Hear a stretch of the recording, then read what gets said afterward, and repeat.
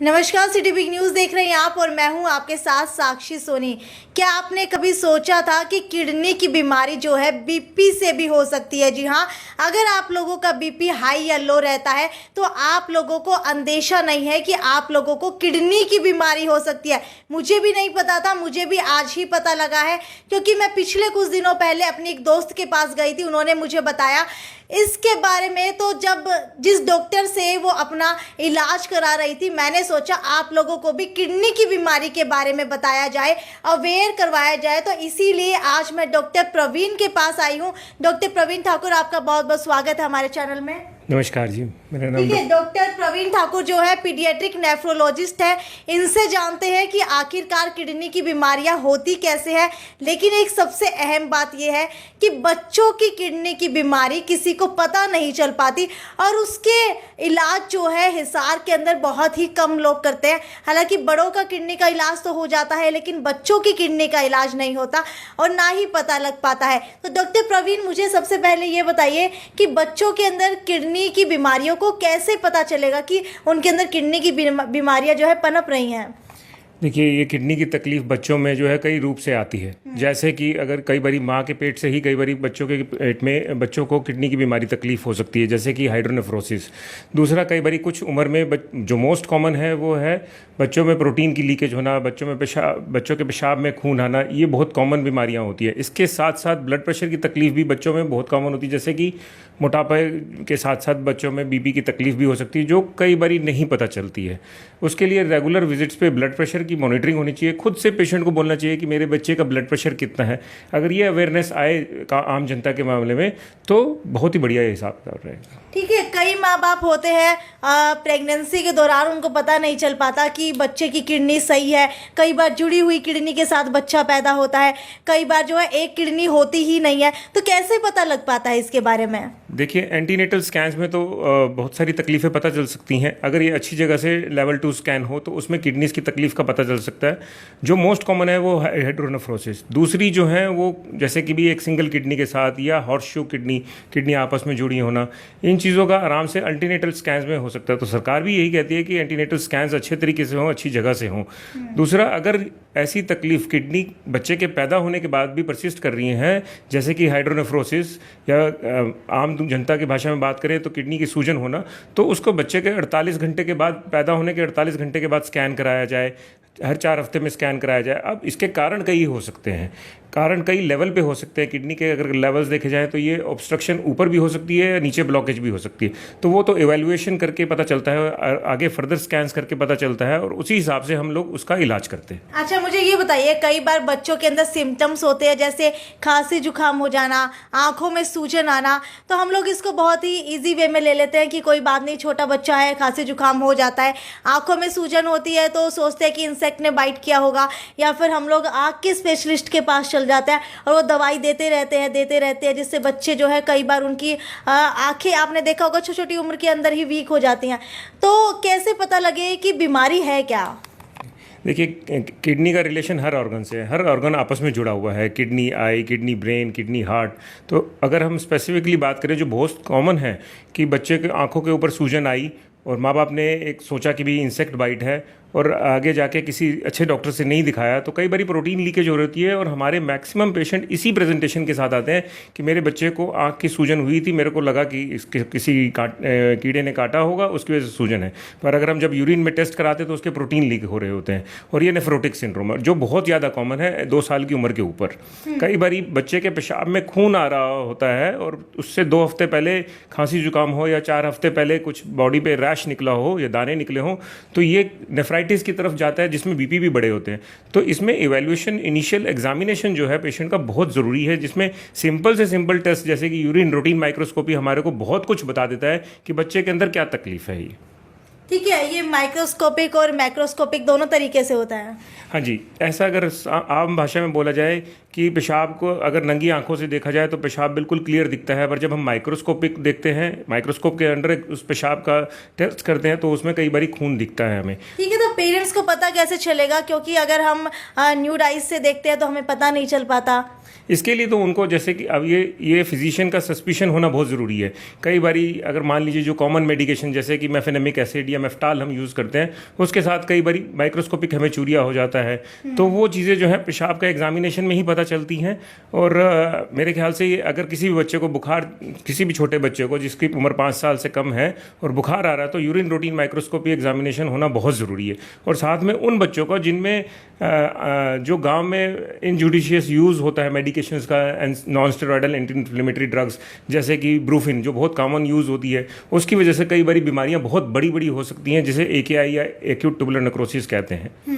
ठीक है, तो मुझे ये बताइए कि बच्चों की बात तो हो गई है, बच्चे लगभग कितनी एज तक आपके पास रूटीन चेकअप किडनी का कराने के लिए आ सकते हैं? मेरे पास बच्चे जो है 18-19 साल के लड़के भी आते हैं। ये एडोलेसेंट एज ग्रुप तो अभी तो इंडियन एकेडमी ऑफ पीडियाट्रिक्स ने 19 to 21 तक कर दिया है, तो अब 19 ईयर्स तक के तो बच्चे मेरे पास आते हैं जो तकलीफ़ के साथ बाकी स्पेशलिटी के डॉक्टर्स से रेफ़र होकर आते हैं। तो हम देखते हैं उनकी, कई बार हमने किडनी बायोप्सी भी करी जिनको उनको अंदेशा ही नहीं होता है कि ये बीमारी से वो ग्रस्त है और जिसका इलाज भी हो सकता है। तो ये सारी चीज़ें 19 साल के बच्चों तक तो हम ट्रीट कर लेते हैं।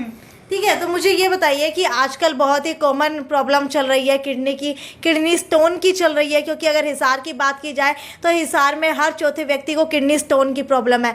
तो इसके अंदर किन किन बातों का ध्यान रखना चाहिए, क्योंकि किडनी स्टोन के अंदर पेन बहुत ज़्यादा होता है और जब भी वो पेशाब के थ्रू निकल जाती है लेकिन उसके बाद दोबारा हो जाती है, तो उसको रोकने के लिए प्रिवेंटिव मेजर्स क्या है?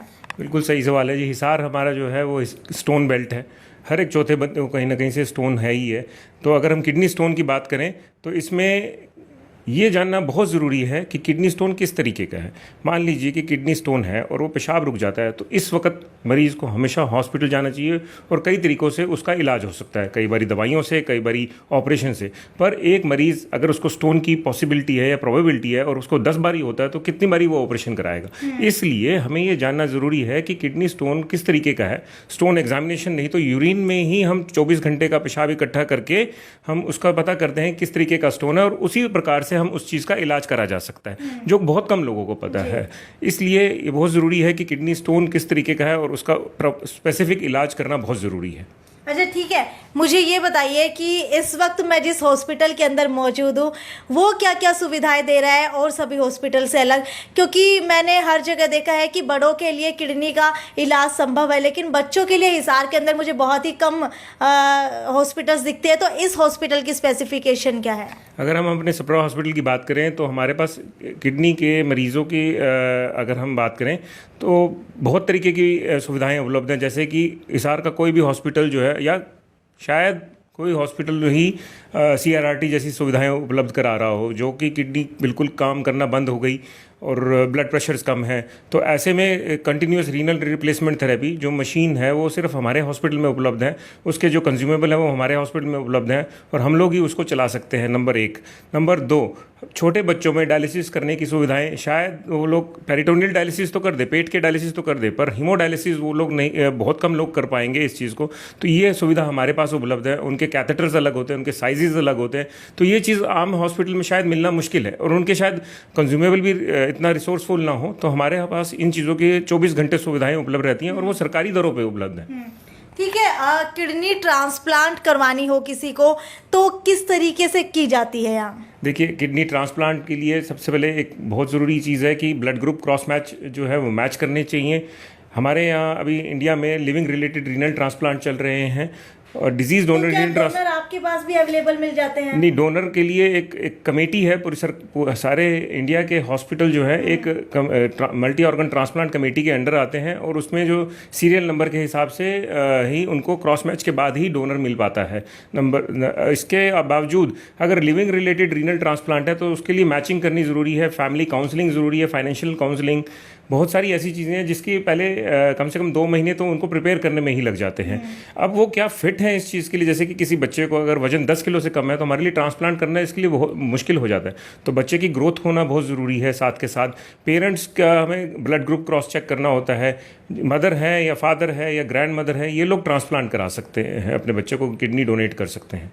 तो हमें अभी भी हमारे यहाँ पे लिविंग रिलेटेड रीनल ट्रांसप्लांट इतना ज़्यादा प्रमोटेड नहीं है। मेरे ख्याल से एक किडनी के साथ साथ कोई भी इंसान जी सकता है, तो अपने बच्चों को किडनी देने में कोई दिक्कत नहीं है। लिविंग रिलेटेड किडनी ट्रांसप्लांट को हमारा ज़्यादा प्रमोट करना चाहिए हम। ठीक है, मुझे ये बताइए कि अभी सीज़न जो चल रहा है इसके अंदर किस किस तरीके की किडनी से रिलेटेड बीमारियां हो रही है और लोगों को क्या क्या कुछ जो है खाने के अंदर फॉलो करना चाहिए कि क्या खाएं क्या ना खाएं जिससे किडनी की बीमारियां कम हों। देखिए, अगर हम डाइट की बात करें तो हमें कम से कम 2 से 2.5 लीटर पानी पीना चाहिए एक अडल्ट को पूरे दिन में, अगर जिसको स्पेसिफिकली जो स्टोन के साथ है। दूसरा, नॉर्मल एडिक्वेट इंटेक ज़रूर होनी चाहिए, हाइड्रेशन स्टेटस मेंटेन होना चाहिए। ऐसी चीज़ें नहीं लेनी चाहिए कि जिसकी वजह से अब कई किडनी के बीमार मरीज़ जो हैं, क्रॉनिक किडनी डिजीज़ के हैं, उनको सिट्रस फ्रूट नहीं लेना चाहिए, जैसे कि संतरे का जूस या खट्टे फ्रूट्स नहीं लेने चाहिए उनको। तो ये चीज़ें बहुत ज़रूरी हैं कि अपनी डाइट का, और उसमें एडिक्वेट प्रोटीन्स आने चाहिए, क्योंकि जब हम डायलिसिस करते हैं ऐसे क्रॉनिक किडनी डिजीज़ वाले पेशेंट्स का, तो प्रोटीन एक डायलिसिस के चैम्बर में जम जाता है थोड़ा, जो डायलिज़र होता है।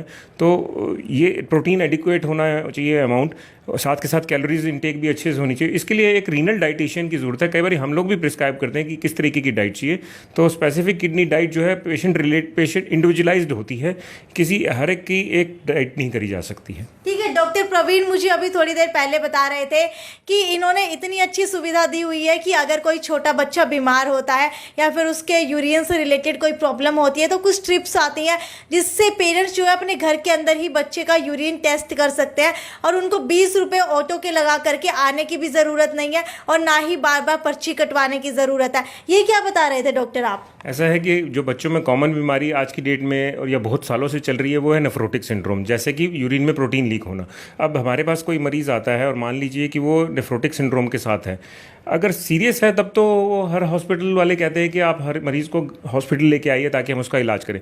पर क्या हम घर बैठे उस पेशेंट का इलाज कर सकते हैं? हाँ जी, आजकल व्हाट्सएप का ज़माना है, तो हम लोग जो मरीज़ हैं उनको एक डायरी बनाते हैं, नेफ्रोटिक डायरी कहते हैं इसे, जिसमें पेशेंट का वजन, यूरिन एल्बुमिन कितना, जो मदर खुद से यूरिन डिपस्टिक, मतलब उसको शायद लैब तक भी ना जाना पड़े, घर बैठ के वो अपना यूरिन डिपस्टिक देख सकती है, बच्चे का पेशाब चेक कर सकती है और कलर मैच करके ये बता सकती है कि आज इसका नील है, आज इसका 2+ है, और वो हमारे से फिर फ़ोन करके बात कर सकती है, व्हाट्सएप पे मैसेज भेज सकती है ताकि हम उसको उसी वक्त इलाज बता सकें और वो खुद से ही दवाइयों को थोड़ी सी मॉडिफिकेशन कर सकती है।